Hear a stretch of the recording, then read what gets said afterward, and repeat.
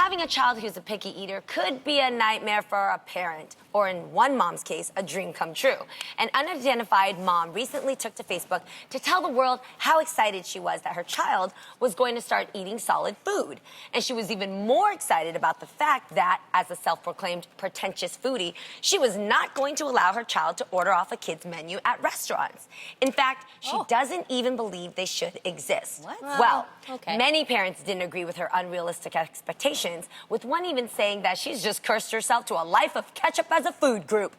So, Tam, do you think Aiden and Araya would enjoy the foodie life of a chicken finger one over a chicken finger one? I mean, I don't know. It's easier said than done. I don't think I would omit a kid's menu 100%. I would maybe treat it as a treat. Yeah. I did something like this, though, with Araya, because I learned the hard way with Aiden. At first, he ate lots of fruits when he turned like 6 months. With Araya, because Aiden's my picky eater, Araya's not. With Araya, I started with vegetables first, and she ate vegetables for 3 months, and then I introduced her to more, sweeter foods. And now she's more of a savory eater than a sweet eater.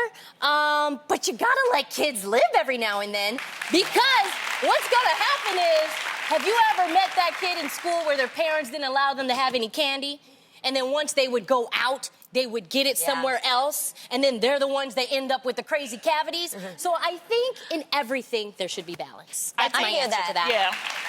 I think that it's unrealistic to take away kids' menus. The reason why you have kids' menus is so that people that have kids, a lot of times, especially if you have multiple kids, it's more economical to have them order from the kids' menu. Plus, it's smaller size. I sometimes order from the kids' menu because it's smaller, service size. So I don't think that nothing is wrong. Plus, let kids be kids.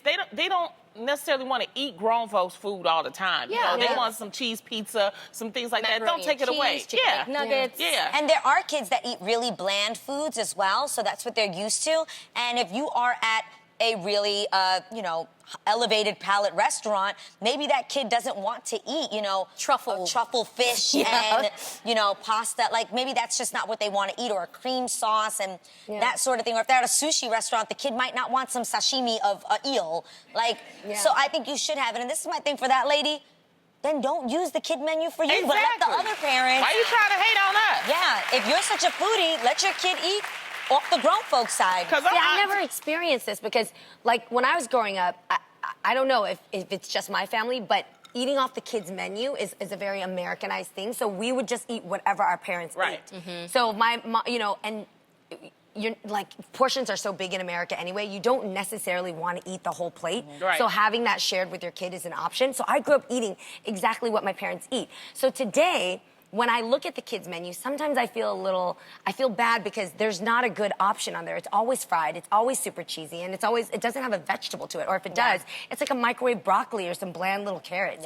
So I like to share whatever Cousin Jeannie's eating. Like, if I'm gonna eat good, I want you to eat good too. And then the kid grows up with a more elevated palate when they grow up, and they have a more of a grown sense of flavor to themselves. It's just that sometimes kids just don't want to eat it. For health purposes, I need you to eat whatever I can get you to eat. I need you to eat. Or at home, eat those kind of foods, and then when you go out, they maybe, allow them to have a treat. And that's what I was talking about, the balance. Yeah.